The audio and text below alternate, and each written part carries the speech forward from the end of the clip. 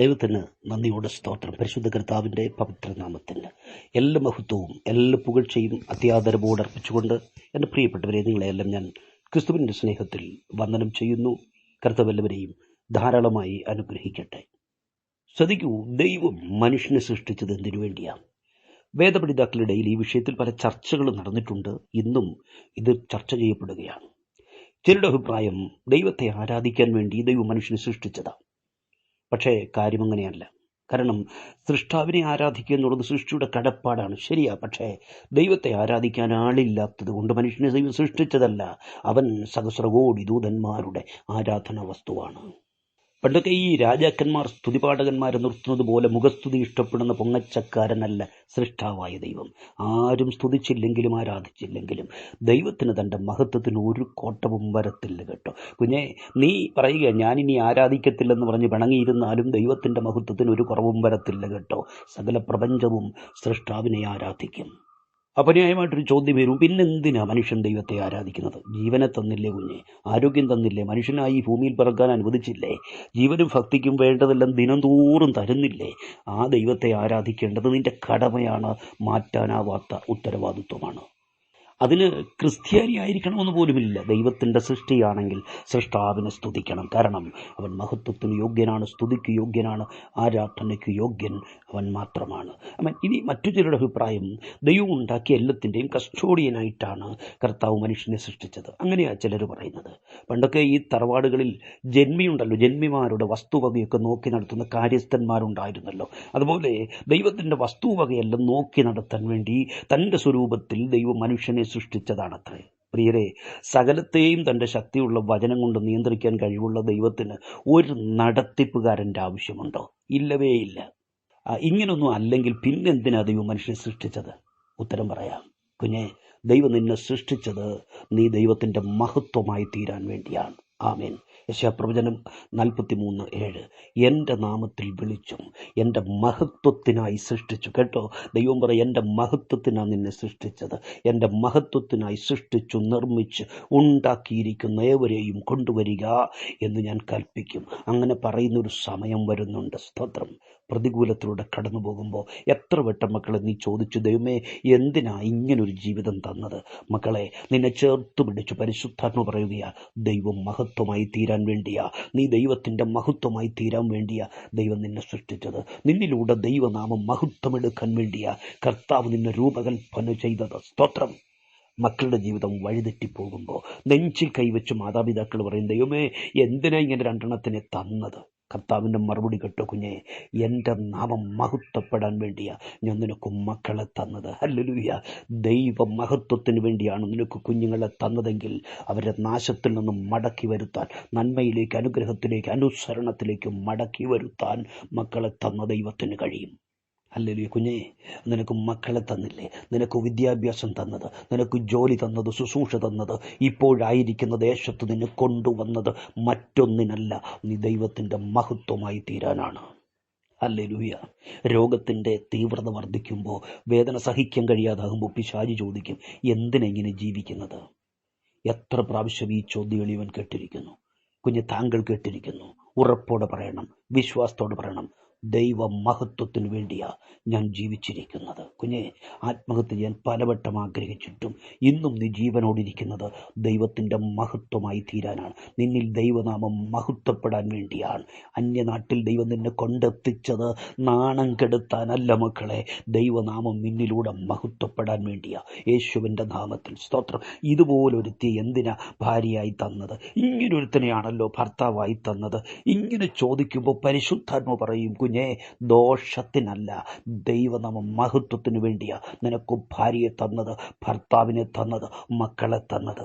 ഈ സത്യം അംഗീകരിക്കാൻ തയ്യാറായാൽ അവിടെ തീരും പല കുടുംബ പ്രശ്നങ്ങളും.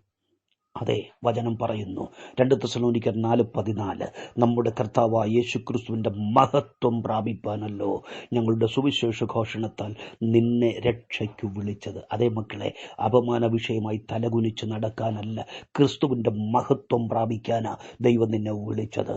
നിന്നിലൂടെ ദൈവനാമം ദൈവമഹത്വം വെളിപ്പെടാൻ വേണ്ടിയാ ദൈവം നിന്നെ വിളിച്ചത്. അവൻ ദൈവത്തിൻ്റെ മഹത്വമായി നീ ദേശത്ത് നിലകൊള്ളാനാ കർത്താവ് നിന്നെ വിളിച്ചത്, ദൈവം നിന്നെ സൃഷ്ടിച്ചത്. പ്രിയരെ, ഈ യെശയ്യാ പ്രവചനത്തിൽ 43:7 നാം വായിച്ച വേദഭാഗത്ത് 3 ക്രിയാപദങ്ങൾ കാണാം. 3 ക്രിയാപദങ്ങൾ. ഒരു കാര്യം പറയാൻ വേണ്ടിയാണെങ്കിൽ എന്തിനാ 3 വാക്ക് ഉപയോഗിക്കുന്നത്? വേദോത്സവത്തിന്റെ വലിപ്പം കൂട്ടാൻ വേണ്ടി എഴുതിയാണോ? അങ്ങനൊന്നുമല്ല കേട്ടോ. എന്തൊക്കെയാ 3 ക്രിയാപദങ്ങൾ? സൃഷ്ടിച്ചു, നിർമ്മിച്ചു, ഉണ്ടാക്കി. കുഞ്ഞെ, തിരുവെഴുത്തിലെ ഓരോ വാക്കിനും വള്ളിക്കും പുള്ളിക്കും വിസർഗത്തിനുമൊക്കെ പരിശുദ്ധാത്മ ഉദ്ദേശിക്കുന്ന അർത്ഥതലങ്ങളുണ്ട്. ഒന്നും വിട്ടുകളയാനോ ഒന്നും കൂട്ടിച്ചേർക്കാനോ ആർക്കും അധികാരമില്ല. അത് മറക്കരുത്. സൃഷ്ടിച്ചു, നിർമ്മിച്ചു, ഉണ്ടാക്കി. ശ്രദ്ധിച്ചു പ്രാർത്ഥനയോടെ നോക്കിയാൽ 3 വാക്കുകൾക്കും 3 അർത്ഥമാണെന്ന് മനസ്സിലാക്കാം. സ്തോത്രം. ഈ സൃഷ്ടിച്ചു, നിർമ്മിച്ചു എന്നുള്ളതിൻ്റെ സമാന പദങ്ങൾ ചില കമൻട്രികളിൽ ഞാൻ പരിശോധിച്ചപ്പോൾ കണ്ടത് സൃഷ്ടിച്ചു, നിർമ്മിച്ചു, ഉണ്ടാക്കി. അതിൻ്റെ യഥാക്രമം made, morph, mould, morph. Made ചെയ്തു, മോൾഡ് ചെയ്തു, മോർഫ് ചെയ്തു. അങ്ങനെയാണ് കൊടുത്തിരിക്കുന്നത്. ദൈവമാണ് മനുഷ്യനെ സൃഷ്ടിച്ചത്. കുഞ്ഞെ, നിന്നെ സൃഷ്ടിച്ചത്, നിന്നെ മെയ്ഡ് ചെയ്തത് ദൈവമാകട്ടോ. കുഞ്ഞെ, നിന്നിൽ അദൃശ്യമായ ഒരു മുദ്രയുണ്ട്. എന്താണെന്നറിയാമോ? Made in heaven. നീ സ്വർഗരാജ്യത്തിൻ്റെ ഉൽപ്പന്നമാണ്. നിന്നെ മെയ്ഡ് ചെയ്തത് ദൈവമാണ്. ദൈവത്തിൻ്റെ പ്രോഡക്റ്റാണ് നീ. സ്വർഗത്തിൻ്റെ പ്രോഡക്റ്റാണ് നീ എങ്കിൽ വിലമതിക്കാനാവാത്ത വ്യക്തിത്വമാകട്ടോ. അമ്മയുടെ ഉദരത്തിൽ നിന്നെ മെടഞ്ഞത് ദൈവത്തിൻ്റെ കരാങ്കുലികളാണ്. നിന്റെ manufacturing, design, planning, internal organs, നിന്നിൽ ക്രമീകരിച്ചിരിക്കുന്ന സിസ്റ്റം ഒന്നും ഇവിടുത്തെ ഒരു എഞ്ചിനീയറും കൈകാര്യം ചെയ്തല്ല. Made in heaven. സൃഷ്ടിച്ചു, നിർമ്മിച്ചു, ഉണ്ടാക്കി. മെയ്ഡ് ചെയ്തു, മോൾഡ് ചെയ്തു, മോർഫ് ചെയ്തു. ശ്രദ്ധിക്കണേ, മെയ്ഡ് ചെയ്ത അന്ന് തന്നെ മോൾഡ് ചെയ്യേണ്ട കാര്യമില്ല, മോർഫ് ചെയ്യേണ്ട കാര്യവുമില്ല. അങ്ങനെയാണെങ്കിൽ ഇത് പല സംഭവങ്ങളാണ്. എപ്പോഴാണ് മോൾഡിങ് നടക്കുന്നത്? നമ്മളൊക്കെ ഉപയോഗിച്ചു കൊണ്ടിരിക്കുന്ന സാധനങ്ങൾക്ക് എന്തെങ്കിലും കേടുവരുമ്പോൾ, ഉപയോഗിക്കാൻ കഴിയാതാകുമ്പോൾ പഴയ വിലയ്ക്ക് അത് വിൽക്കും. അവർ കൊണ്ടുപോയി മോൾഡ് ചെയ്ത് വീണ്ടും വിൽക്കുന്നു. സ്തോത്രം. മനസ്സിലായോ? നല്ല ഉദ്ദേശത്തിന് വേണ്ടി ഉണ്ടാക്കിയത് ഉപയോഗിക്കാൻ കഴിയാതെ വരുമ്പോൾ അതിനെ മോൾഡ് ചെയ്യുന്നു. മക്കളെ, മനസ്സിലായോ? മെയ്ഡ് ചെയ്യുമ്പോഴല്ല, അഥവാ സൃഷ്ടിക്കുമ്പോഴല്ല മോൾഡ് ചെയ്യുന്നത്, ഉപയോഗമില്ലാതെ വരുമ്പോഴാണ്. കുഞ്ഞെ, ദൈവമഹത്വത്തിനായി നിന്നെ ദൈവം സൃഷ്ടിച്ചു. പക്ഷെ അവൻ സൃഷ്ടിയായ നിന്റെ പ്രവൃത്തി ദോഷം കൊണ്ട് കർത്താവിന് ലഭിക്കേണ്ട മഹത്വം നിന്നിലൂടെ കിട്ടാതെ വരുമ്പോൾ ദൈവം വാർക്കും. അതാണ് മോൾഡിങ് അഥവാ ഉണ്ടാക്കൽ. ഹല്ലേലൂയ. കുഞ്ഞേ, ആമേൻ. പരിശുദ്ധാത്മാവ് വ്യക്തമായി പറയുകയാണ്, ഉടച്ചു വാർത്തിട്ടാണെങ്കിലും ദൈവം നിന്നെ പ്രയോജനപ്പെടുത്തും. നിന്റെ തലമുറകൾ ഇപ്പോൾ ഉപയോഗമില്ലാതെ നടക്കുകയാണോ? ഉടച്ചു വാർത്തിട്ടാണെങ്കിലും ദൈവം പ്രയോജനപ്പെടുത്തും. വേഗത്തിൽ പ്രയോജനപ്പെട്ടില്ലെങ്കിൽ പ്രയോജനപ്പെടുന്നതുവരെ ദൈവം നിന്നെ മോൾഡ് ചെയ്തുകൊണ്ടിരിക്കും, ഉടച്ചു വാർത്തുകൊണ്ടിരിക്കും. വചനത്തിന് മുമ്പിൽ തിരുത്തൽ വരുത്തുവാൻ ജീവിതങ്ങളെ പരിശുദ്ധാത്മാവ് ആഹ്വാനം ചെയ്യുന്നു. ഉൽപ്പത്തി 2:7 നോക്കൂ. യഹോവയായ ദൈവം നിലത്തെ പൊടി കൊണ്ട് മനുഷ്യനെ നിർമ്മിച്ചിട്ട് അവൻ്റെ മൂക്കിൽ ജീവശ്വാസമൂതി. മനുഷ്യൻ ജീവനുള്ള ദേഹിയായി തീർന്നു. മഹാദൈവം മനുഷ്യ സൃഷ്ടി ചെയ്യുകയാണ്. ആദിമർത്യരെയും വേണമെങ്കിൽ വാക്കുകൊണ്ട് തന്നെ സൃഷ്ടിക്കാൻ ദൈവത്തിന് കഴിയുമായിരുന്നു. പക്ഷേ സൃഷ്ടിയുടെ മാസ്റ്റർ പീസായ മനുഷ്യൻ തൻ്റെ സ്വരൂപത്തിലും സാദൃശ്യത്തിലുമായിരിക്കണമെന്ന് ആഗ്രഹിച്ച സൃഷ്ടാവ് തൻ്റെ സ്നേഹമുള്ള കരാങ്കുലികളാൽ മനുഷ്യൻ്റെ രൂപകൽപ്പന സൃഷ്ടിച്ചു. മക്കളെ, അഭിമാനത്തോട് പറയണം, ഞാൻ വിലയില്ലാത്തവനല്ല, ദൈവത്തിൻ്റെ മാസ്റ്റർ പീസാണ് ഞാൻ. ദൈവത്തിൻ്റെ മാസ്റ്റർ പീസ്. അങ്ങനെ പറയാൻ അഭിമാനം തോന്നണം കേട്ടോ. എനിക്ക് വണ്ണമില്ല, എനിക്ക് നീളമില്ല, എനിക്ക് നിറമില്ല, എനിക്ക് വിദ്യാഭ്യാസം, ഒന്നും പറയരുത്. നീ ദൈവത്തിൻ്റെ മാസ്റ്റർ പീസാണെന്ന് പറയണം. സ്തോത്രം. ദൈവം നിലത്തെ പൊടി കൊണ്ട് മനുഷ്യനെ ഉണ്ടാക്കിയിട്ട് അവൻ്റെ മൂക്കിൽ ജീവശ്വാസമൂതി. അവൻ ജീവനുള്ള ദേഹിയായി തീർന്നു. ശ്രദ്ധിക്കണേ, ജീവനുള്ള മനുഷ്യനായി തീർന്നുവെന്നല്ല, ജീവനുള്ള ദേഹിയായി തീർന്നു. നമുക്കറിയാം, മനുഷ്യൻ 3 ഘടകങ്ങളുടെ സംയുക്ത സമ്മേളനമാണ്. ആത്മാവ്, പ്രാണൻ, ദേഹി. അതല്ലേ ദേഹം, ദേഹി, ആത്മാവെന്ന് ഹൈന്ദവ സഹോദരങ്ങൾ പറയുന്നത്. തിരുവചനം വ്യക്തമായി പറയുന്നു, ദൈവം നിലത്തെ പൊടി കൊണ്ട് മനുഷ്യനെ ഉണ്ടാക്കി. ഇതാണ് മണ്ണ്, ദേഹം. സ്തോത്രം. ഈ മണ്ണാദേഹം. പിന്നെ അവൻ്റെ മൂക്കിൽ ജീവശ്വാസമൂതിയപ്പോൾ അവൻ ജീവനുള്ള ദേഹിയായി. ദേഹത്തിൽ ദേഹിയുടെ സമഞ്ജസ സമ്മേളനം നടക്കുകയാണ്. സ്തോത്രം. ഒരുവൻ്റെ മനസ്സാക്ഷി, വ്യക്തിത്വം, മനുഷ്യത്വം ഒക്കെ ഉള്ളടങ്ങിയിരിക്കുന്നത് ദേഹിയിലാണ്. മനുഷ്യൻ്റെ ഇൻ്റലിജൻസ്, സാമർഥ്യം, നൈപുണ്യം, കാര്യങ്ങൾ നന്നായി നടത്താനുള്ള കഴിവ്, പ്രാപ്തി, അതെല്ലാം ദേഹിയുടെ നിയന്ത്രണത്തിലാണ്. Praise the Lord. ദേഹം ഇന്ദ്രിയങ്ങളുടെ ഇരിപ്പിടമാണെങ്കിൽ ദേഹി മനസ്സാക്ഷിയുടെ ഇരിപ്പിടമാണ്. വ്യക്തിത്വത്തിൻ്റെ വികാരങ്ങളുടെ ഇരിപ്പിടമാണ് ദേഹി. സ്തോത്രം. നോക്കൂ. എന്നാൽ ആത്മാവോ അത് ദൈവാവബോധത്തിൻ്റെ ഇരിപ്പിടമാണ്. ആത്മാവിൽ ദൈവാവബോധമില്ലാത്ത കാലത്തോളം എത്ര ഡിഗ്രി എടുത്താലും ദൈവത്തിൻ്റെ കണ്ണിൽ മൃഗത്തേക്കാൾ മനുഷ്യനൊട്ടും മെച്ചമുള്ളവനല്ല. ശ്രദ്ധിക്കൂ, ആദം മെച്യൂരിറ്റി എത്തിയ ഒരു യുവാവായിട്ടാണ് സൃഷ്ടിക്കപ്പെടുന്നത്, കൊച്ചു കുഞ്ഞായിട്ടല്ലല്ലോ.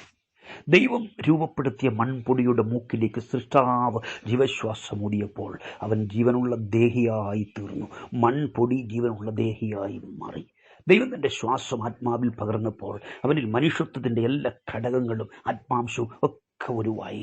ദൈവം മൺപ്രതിമയുടെ മൂക്കിലൂതിയ നിമിഷം പൂർണ്ണ മനുഷ്യന് വേണ്ട സകല പ്രാപ്തിയും ഭേദാഭേദങ്ങളെ വിവേചിക്കാനുള്ള കഴിവും ആദാമിൽ വെളിപ്പെടുകയാണ്. എന്ന് പറഞ്ഞാൽ ദൈവശ്വാസം അവൻ്റെ ദേഹിയെ അലർട്ടാക്കി, ദേഹത്തെ പവർഫുള്ളാക്കി, പരിജ്ഞാന പൂർണ്ണതയിൽ എത്തിച്ചു. സ്തോത്രം.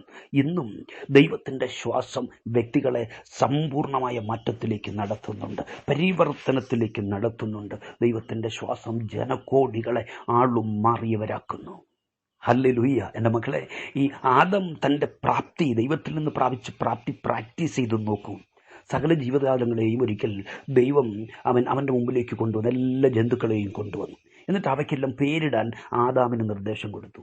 സൃഷ്ടിക്കാൻ അറിയാമെങ്കിൽ പേരിടാൻ ദൈവത്തിനറിയാം. പക്ഷേ ആ ചുമതല ദൈവം ആദാമിന് നൽകി. സ്വന്തം കുഞ്ഞിന് പേരിടാൻ ബുദ്ധിമാന്മാർ പോലും ഗൂഗിളിൽ തപ്പുന്ന കാലമാണ്. പക്ഷെ ആദം ഒരു ഗൂഗിളിൽ സെർച്ച് ചെയ്തില്ല കേട്ടോ, സകല ജന്തുക്കൾക്കും താൻ പേരിട്ടു. അവൻ്റെ ഭൗതിക പ്രഭാവം ക്ലിയറായോ പൂർണ്ണമായോ എന്ന് ബോധ്യപ്പെടാൻ വേറെ ഒരു ടെസ്റ്റിൻ്റെയും ആവശ്യമില്ല. ആനയ്ക്കും ഉറുമ്പിനും കടുവയ്ക്കും ഹിപ്പപ്പൊട്ടാമാസിനും എന്തിന് തൻ്റെ ഭാര്യയ്ക്ക് പോലും പേരിട്ടത് ആദാമാണ്. വലിയ ജീവിക്ക് ആന എന്ന് 2 അക്ഷരത്തിൻ്റെ ചെറിയ പേര്, ചെറിയ ജീവിയായ ഉറുമ്പിന് 3 അക്ഷരത്തിൻ്റെ വലിയ പേര്. ആദമിട്ടിട്ടും ദൈവം ചോദ്യം ചെയ്തില്ല. പാപമില്ലാത്ത ആദം പറഞ്ഞ വാക്കിന് ദൈവം ആമേൻ പറഞ്ഞു. അങ്ങനെ തന്നെ എന്ന് സമ്മതിച്ചു. സ്തോത്രം. ഈ ആൺമക്കളൊക്കെ വളർന്ന് പ്രാപ്തരാകുമ്പോൾ പിതാവിനുണ്ടാകുന്ന ഒരു സംതൃപ്തി ഉണ്ടല്ലോ, അതായിരിക്കാം ആദാമിനെ കണ്ടപ്പോൾ ദൈവത്തിനുണ്ടായത്. ഹല്ലേലൂയ. തൻ്റെ കുഞ്ഞ് പ്രാപ്തനായി തീർന്നിരിക്കുന്നു, മെൻ്റലി പ്രിപ്പയർഡ് ആയിരിക്കുന്നു, പക്വമതിയായി, പ്രാപ്തനായി, സജീവമായി, അലർട്ടായി, ടേക്ക് ഓഫിന് തയ്യാറായി എന്ന് ബോധ്യമായപ്പോൾ ഉൽപ്പത്തി 2:8 കിഴക്ക് ഏദനിൽ ഒരു തോട്ടമുണ്ടാക്കി അവനെ അതിൽ പാർപ്പിച്ചു. എപ്പോഴാണ് ദൈവം തോട്ടമുണ്ടാക്കിയത്? ആദം പ്രിപ്പയർഡ് ആയപ്പോൾ, സജീവമായെന്ന് ബോധ്യമായപ്പോൾ ദൈവം ഏദനിൽ ഒരു തോട്ടമുണ്ടാക്കി. ആദാമിൻ്റെ ആദ്യത്തെ വീടായ ഏദൻ തോട്ടം. തൻ്റെ കുഞ്ഞ് പക്വമതിയായി പ്രാപ്തനായെന്ന് ബോധ്യമായപ്പോൾ ദൈവം അവന് ജീവിതം നയിക്കാൻ വേണ്ടി ഒരു തോട്ടമുണ്ടാക്കി. സ്തോത്രം, സ്തോത്രം, സ്തോത്രം. കുഞ്ഞേ, ചുരുണ്ടുകൂടിയിരുന്നാൽ ദൈവം നിനക്ക് തോട്ടമുണ്ടാക്കി തരത്തില്ല, ജീവിതം നയിക്കാനുള്ള വഴി തുറന്നു തരത്തില്ല. നീ ദൈവത്തിന് മഹത്വമായി തീരുമെന്ന് ബോധ്യമായാൽ ദൈവം ശ്രേഷ്ഠമായ നന്മ ഒരുക്കി തരും. ആമേൻ. ദൈവം ആഗ്രഹിക്കുന്നത് പോലെ നീ സജീവമായാൽ, അലർട്ടായാൽ, കർത്താവ് നിനക്ക് വേണ്ടി വൻ കാര്യം ചെയ്യാൻ തുടങ്ങും. എത്ര പേർക്ക് വിശ്വസിക്കാൻ കഴിയും? 9ാം വാക്യം നോക്കൂ. ദൈവം തോട്ടത്തിൽ 3 തരം വൃക്ഷങ്ങളെ മുളപ്പിച്ചു. തൻ്റെ മഹത്വത്തിനായി അവൻ പ്രയോജനപ്പെടുമെന്ന് ബോധ്യമായപ്പോൾ ദൈവം നന്മ മുളപ്പിക്കാൻ തുടങ്ങി. തൻ്റെ കുഞ്ഞിനു വേണ്ടി നന്മ മുളപ്പിക്കാൻ തുടങ്ങി. ഒന്ന്, കാണാൻ ഭംഗിയുള്ളതും ഭക്ഷിപ്പാൻ സ്വാദുള്ളതുമായ ഫലം കായ്ക്കുന്ന ഓരോ വൃക്ഷങ്ങളും, ഒരു വൃക്ഷമല്ല, ഓരോ വൃക്ഷങ്ങളും ഉണ്ടാക്കി. സ്തോത്രം. രണ്ടാമത്തേത് എന്താണ്? അറിവിൻ്റെ വൃക്ഷം. അറിവിൻ്റെ വൃക്ഷങ്ങളെന്നല്ല, അറിവിൻ്റെ വൃക്ഷം ഒന്നേ ഉള്ളൂ. സ്തോത്രം. അതുപോലെ 3ാമത്തേത് ജീവൻ്റെ വൃക്ഷമാണ്. ജീവൻ്റെ വൃക്ഷങ്ങളല്ല, ജീവൻ്റെ വൃക്ഷവും ഒന്നേ ഉള്ളൂ. സ്തോത്രം. കാണാൻ ഭംഗിയുള്ളതും തിന്മാൻ സ്വാദുള്ളതുമായ വൃക്ഷങ്ങൾ നിരവധിയുണ്ട്, ഓരോ വൃക്ഷങ്ങൾ എന്നെഴുതിയിരിക്കുന്നു. 3ാം ദിവസം ദൈവം സസ്യലതാദികളെയൊക്കെ മുളപ്പിച്ചെന്നാണ് നമ്മൾ 1:11 വായിക്കുന്നത്. പക്ഷേ മനുഷ്യനെ സൃഷ്ടിച്ചത് 6ാം ദിവസമാണല്ലോ. അതിനുശേഷമാണ് ഏദൻ തോട്ടവും ഉണ്ടാക്കിയത്. മനുഷ്യൻ സജീവമായപ്പോൾ, കർത്താവിന് പ്രയോജനപ്പെടാൻ പ്രാപ്തനായപ്പോൾ ദൈവം അവന് വേണ്ടി പുതിയ നന്മകൾ മുളപ്പിക്കുകയാണ്. ഹല്ലേലൂയ. പരിശുദ്ധാത്മാവ് പറയുന്നു, കുഞ്ഞേ, നീ ദൈവത്തിന് പ്രയോജനപ്പെടാൻ തുടങ്ങുമ്പോൾ കർത്താവ് നിനക്ക് വേണ്ടി നന്മയുടെ വിത്തുകൾ മുളപ്പിച്ചു തരും. ഇന്നുവരെയുള്ള നന്മകളല്ല, പുതിയവ നിനക്ക് വേണ്ടി സ്വർഗം മുളപ്പിച്ചു തരും. ഉണ്ടായിരുന്നതിനേക്കാൾ അധികം നല്ലത് ദൈവം നിനക്ക് വേണ്ടി മുളപ്പിച്ചു തരും. യേശുവിൻ്റെ നാമത്തിൽ മാറോട് ചേർത്ത് പുൽകുവാൻ ഒരു തലമുറയില്ലാതെ ഭാരപ്പെടുന്ന ജീവിതങ്ങൾ ഈ സന്ദേശം കേൾക്കുന്നുണ്ട്. നാളുകൾ കടന്നുപോയി, പ്രായം കൂടിപ്പോയി, അങ്ങനെ ചിന്തിക്കരുത്. ദൈവമാണ് നിന്നെ ഓർഗനൈസ് ചെയ്യുന്നത്. മക്കളെ മടിയിൽ വെച്ച് കൊഞ്ചിക്കുവാൻ എനിക്ക് ഭാഗ്യമില്ലെന്ന് നീ പറയരുത്. മക്കൾ വൃദ്ധന്മാർക്ക് അലങ്കാരമാണെങ്കിൽ വിശ്വസിക്ക്, ദൈവം നിന്നെ നന്മ കൊണ്ട് അലങ്കരിക്കുന്ന സമയം വരുന്നു. മക്കളില്ലാത്ത നിന്റെ കുഞ്ഞുങ്ങളിൽ നിന്നും ഏറ്റവും ശ്രേഷ്ഠമായത് ദൈവം മുളപ്പിച്ചു തരും. അതിശ്രേഷ്ഠമായ കൊച്ചുമക്കളെ വാരിയെടുത്ത് ഉമ്മ വയ്ക്കാൻ ദൈവം നിന്നെ അനുഗ്രഹിക്കുമെന്ന് പരിശുദ്ധാത്മാവ് ദൂത് പറയുന്നു. വിശ്വസിക്കുക. നിന്റെ തലമുറയ്ക്ക് വേണ്ടി ദൈവം നന്മ മുളപ്പിക്കും. അവരുടെ കുടുംബ ജീവിതത്തിന് വേണ്ടി ദൈവം നന്മ മുളപ്പിക്കും. പ്രാർത്ഥിക്കുന്ന ദൈവത്തിൻ്റെ പൈതലേ, നിന്റെ കുഞ്ഞുങ്ങളുടെ ജീവിതത്തിൽ ഐശ്വര്യത്തിൻ്റെ നന്മ മുളച്ചു വരുമെന്ന് പരിശുദ്ധാത്മാവ് പറയുന്നത് വിശ്വസിക്കാൻ കഴിഞ്ഞാൽ നീ അത്ഭുതം കാണും. യേശുവിൻ്റെ നാമത്തിൽ. സഹോദര, ബിസിനസ് അടച്ചുപൂട്ടാൻ വരട്ടെ. ദീർഘവർഷങ്ങൾ അശ്രാന്ത പരിശ്രമം ചെയ്തിട്ടും സാധിക്കാത്തത് കർത്താവ് നിനക്ക് വേണ്ടി ചെയ്യാൻ പോകുന്നു.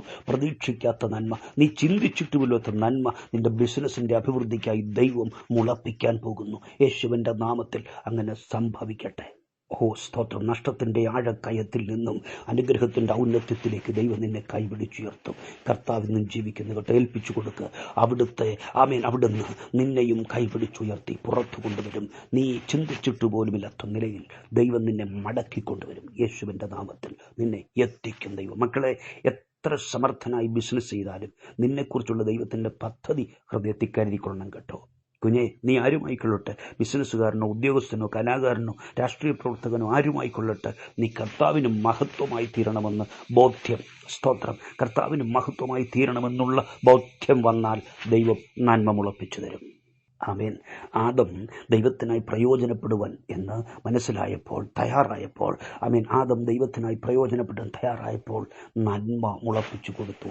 ദൈവത്തിൻ്റെ അനുഗ്രഹം പക്ഷെ അവിടെ കൊണ്ട് തീരുന്നില്ല. 2:10 തൊട്ടം നനപ്പാൻ ഒരു നദി ഏതിൽ നിന്ന് പുറപ്പെടുകയാണ്. അത് 4 ശാഖയായി പിരിയുന്നു. നോക്കൂ, ദൈവമഹത്വത്തിനായി ഒരുവൻ തയ്യാറായപ്പോൾ, ദൈവമഹത്വത്തിനായി നിൽക്കുമെന്ന് ദൈവമഹത്വത്തിനു വേണ്ടി ഒരുവൻ തയ്യാറായപ്പോൾ നന്മയുടെ മുളപൊട്ടുക മാത്രമല്ല, അനുഗ്രഹത്തിൽ ഉറവയും വെളിപ്പെടുകയാണ്.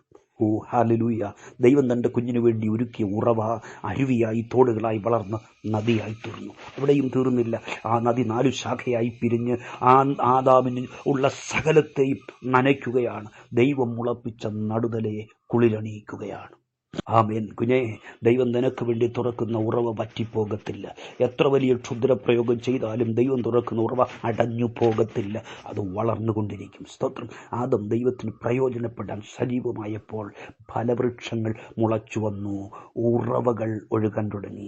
ഇതൊന്നും ആദം ആവശ്യപ്പെട്ടത് കൊണ്ടോ ഒന്നും ദൈവം കൊടുത്തതല്ല കേട്ടോ. നീ പ്രാർത്ഥിക്കാതെ തന്നെ നിന്റെ ആവശ്യങ്ങൾ അറിയുന്ന ദൈവം ജീവിക്കുന്നു. മക്കളെ, ദൈവം നിനക്ക് വേണ്ടി ഒരുക്കി തരുന്നത് നിന്റെ ആവശ്യമനുസരിച്ചല്ല, ദൈവത്തിൻ്റെ മഹാധനത്തിനനുസരിച്ചാണ്. ആദമിനെ സംബന്ധിച്ചിടത്തോളം ഒരു ഉറവയുണ്ടെങ്കിൽ അത് മതി. പക്ഷേ ദൈവം ഒരു നദിയെ പുറപ്പെടുവിച്ചു. അതിനെ 4 ശാഖയാക്കി വളർത്തി. ആദാമിൻ്റെ എല്ലാ നന്മയും പുഷ്ടിപ്പെടുവാൻ തക്കവണ്ണം അത് വളർന്ന് പടർന്നൊഴുകുകയാണ്. അവിടെയും തീരുന്നില്ല. 2:18 ദൈവത്തിന് തക്ക തുണയെ ഉണ്ടാക്കി കൊടുത്തു. സാധാരണ ആൺമക്കളൊക്കെ വിവാഹപ്രായമെത്തിയാൽ അമ്മയാണല്ലോ അപ്പനോട് പറയുന്നത്, ചെറുക്കൻ എവിടെയെങ്കിലും കുരുക്കണ്ടേ. നിർഭാഗ്യവശാൽ പല ബന്ധങ്ങളും അഴിയാക്കുരുക്കായി മാറുകയും ചെയ്യുന്നു. എന്നാൽ ദൈവം ഒരുക്കിയാൽ അത് കുരുക്കാകത്തില്ല കേട്ടോ. ഇവിടെ ആദമിന് വേണ്ടി ദൈവത്തോട് പറയാൻ അവൻ അമ്മയില്ലല്ലോ. നാം കഴിഞ്ഞൊരു ദിവസം അത് ചിന്തിച്ചതാണ്. എന്നാൽ ദൈവം തൻ്റെ കുഞ്ഞിന് വേണ്ടി ചിന്തിച്ചു. മനസ്സിലായോ? ആരും നിനക്ക് വേണ്ടി ചിന്തിക്കാനില്ലെങ്കിൽ ദൈവം ചിന്തിക്കും. മനുഷ്യൻ ഏകനായിരിക്കുന്ന അന്നല്ല, ഞാനവന് തക്ക തുണയെ കൊടുക്കും. മക്കളെ, ദൈവത്തിൻ്റെ ഈ സ്വഭാവത്തിന് ഇന്നും മാറ്റം വന്നിട്ടില്ല. നിന്റെ കുഞ്ഞുങ്ങൾ അവൻ ഏകരായിരിക്കാൻ ദൈവം സമ്മതിക്കത്തില്ല. കർത്താവ് തക്ക തുണയെ അവർക്ക് ഒരുക്കി കൊടുക്കും. ശ്രേഷ്ഠമായ കുടുംബജീവിതം ഒരുക്കി കൊടുക്കും കേട്ടോ. വിശ്വസിക്ക്. ഇനി ഏറെ നാൾ കഴിയുന്നതിന് മുമ്പ് നിന്റെ കുടുംബത്തിൽ വിവാഹഘോഷമുയരും യേശുവിൻ്റെ നാമത്തിൽ. എത്രയോ നാളുകൊണ്ടായി കേൾക്കുന്നു, എത്രയോ നാളായി കേൾക്കുന്നു. ചിന്തിക്കരുത് അങ്ങനെ. നീ യഹോവയ്ക്ക് സഫലമാകുമ്പോൾ മഹാദൈവം നിനക്കു വേണ്ടത് ഒരുക്കിത്തരും. ദൈവത്തിൻ്റെ കരം ചലിക്കും. തക്ക തുണയെ ഒരുക്കിത്തരും. നല്ല തലമുറകളെ ഒരുക്കിത്തരും. എല്ലാ സമൃദ്ധിയും സ്വർഗം നിനക്ക് ഒരുക്കിത്തരും. നന്മയുടെ പുതിയ മുളകൾ നിനക്ക് വേണ്ടി മുളച്ചു വരുവാൻ ദൈവം കരം ചലിപ്പിക്കും. അനുഗ്രഹത്തിൻ്റെ പുത്തൻ ഉറവകൾ നിനക്ക് വേണ്ടി സ്വർഗം പുറപ്പെടുവിക്കും. അതെ, നിന്റെ ദൈവം സൃഷ്ടിച്ചത് അവിടുത്തെ മഹത്വമായി തീരാൻ വേണ്ടിയാണ്. നീ അപമാന വിഷയമായി തീരാനല്ല, പരാജയമായി തീരാനല്ല, നിന്നെ അനുഭവിക്കാനല്ല, കെട്ടിച്ചു വിട്ടെടുത്ത് എന്നും നിരാശയെ അനുഭവിക്കാനല്ല. ആയിരിക്കുന്ന ഇടത്ത് ദൈവത്തിൻ്റെ അഭിമാനമായി മാറാനാണ്. ദൈവത്തിന് മഹത്വമായി തീരാനാണ്. ജോലി സ്ഥലത്ത് ദൈവത്തിൻ്റെ മഹത്വമായി തീരാനാണ്. ഉന്നത വിദ്യാഭ്യാസത്തിന് പോയ സ്ഥലത്തിന് കുഞ്ഞെ നീ ദൈവത്തിന് മഹത്വമായി തീരണം. നിന്റെ പ്രവർത്തന മേഖല എവിടെയും ആയിക്കൊള്ളട്ടെ, നീ ദൈവത്തിന് മഹത്വമായി തീരണം. നിന്റെ ശുശ്രൂഷ എവിടെയും ആയിക്കൊള്ളട്ടെ, സ്വോത്രകാഴ്ച എണ്ണിയെടുക്കുകയല്ല, നീ ദൈവത്തിന് മഹത്വമായി തീരണം. അതിനുവേണ്ടിയാ ദൈവം നിന്നെ സൃഷ്ടിച്ചത്. അതിനുവേണ്ടിയാ കർത്താവ് നിന്നെ അവിടെ ആക്കിയിരിക്കുന്നത്. ദൈവത്തിന് സ്തോത്രം, ദൈവത്തിന് സ്തോത്രം. അതെ, തൻ്റെ മഹത്വത്തിനായി ദൈവം മനുഷ്യനെ സൃഷ്ടിച്ച ദൈവം, നിർമ്മിച്ച ദൈവം ഉണ്ടാക്കുന്നു. അതെ മെയ്ഡ് ചെയ്ത ദൈവം മോൾഡ് ചെയ്യുന്നു, മോർഫ് ചെയ്യുന്നു. രണ്ട് കാര്യങ്ങൾ നമുക്ക് ദൈവം അനുവദിച്ചാൽ വരുന്ന ദിവസങ്ങളിൽ ചിന്തിക്കാമെന്ന് ആഗ്രഹിക്കുകയാണ്. സ്തോത്രം. നോക്കൂ, ഹല്ലേലൂയ. ഒന്നാം മനുഷ്യനായ ആദാമിന് ദൈവം അവൻ പ്രിപ്പയർഡ് ആയപ്പോൾ, അവൻ കർത്താവിന് പ്രയോജനപ്പെടുവാൻ അവൻ തയ്യാറായപ്പോൾ, ഹല്ലേലൂയ, അവന് വേണ്ടതെല്ലാം ദൈവം ഒരുക്കി കൊടുത്തു. തക്ക തുണയെ ഒരുക്കി കൊടുത്തെങ്കിൽ ഒടുക്കത്തെ ആദാമായി യേശുവിന് പിതാവായ ദൈവം കന്യകയെ തേടുകയാണ്. കർത്താവിൻ്റെ മണവാട്ടിയായി തീരാൻ, നിർമ്മല കന്യകയായി തീരുവാൻ, വിശുദ്ധ ജീവിതം നയിക്കാൻ താങ്കളെ പരിശുദ്ധാത്മ വചനത്തിലൂടെ ക്ഷണിക്കുന്നു. കുഞ്ഞെ, നീ സമർപ്പിക്കണമെങ്കിൽ പുത്രൻ്റെ നിർദോഷ രക്തം കൊണ്ട് കഴുകി ശുദ്ധീകരിച്ച് പരിശുദ്ധാത്മാവിനാൽ പൊതിഞ്ഞ് നിത്യതയോളം കർത്താവ് നിന്നെ സൂക്ഷിക്കും. വാക്കുകൾക്ക് ഞാനിവിടെ വിരാമം കുറിക്കുകയാണ്. സുവിശേഷകൻ രാജൻ ഫിലിപ്പാണ്, അടിമാലിയിൽ നിന്ന്. പ്രാർത്ഥനാ വിഷയങ്ങൾ അറിയിക്കാനുള്ള നമ്പർ ഇതാണ് കേട്ടോ, 90 72 14 18 34. പ്രിയരെ, ഇമ്മാനുവൽ പ്രയർ ഫെലോഷിപ്പിൻ്റെ സുവിശേഷീകരണ പ്രവർത്തനങ്ങളിൽ പങ്കാളിയാകാൻ ഞാൻ നിങ്ങളെ ക്ഷണിക്കുന്നു. ദയവായി ഈ ചാനൽ സബ്സ്ക്രൈബ് ചെയ്തും ഷെയർ ചെയ്തും ലൈക്ക് ചെയ്തുമൊക്കെ ദൈവവചനം മറ്റുള്ളവരിലേക്ക് എത്തിക്കാൻ ഉത്സാഹിക്കണമെന്ന് അർപ്പിക്കുന്നു. കർത്താവ് എല്ലാ പ്രിയപ്പെട്ടവരെയും ഐശ്വര്യമായി അനുഗ്രഹിക്കട്ടെ. ദൈവം അനുവദിച്ചാൽ അടുത്ത പ്രഭാതത്തിൽ ഈ സന്ദേശത്തിൻ്റെ തുടർന്നുള്ള ഭാഗം നമുക്ക് ചിന്തിക്കാം. അതിനായി ഒരുമിച്ച് കൂടാം. അതുവരെ മഹാദൈവം എല്ലാ പ്രിയപ്പെട്ടവരെയും വിരിക്കപ്പെട്ട അവിടുത്തെ ശാശ്വതമായ ചിറകിൻ്റെ മറവിൽ ഭദ്രമായി പരിപാലിക്കട്ടെ. God bless you in Jesus name.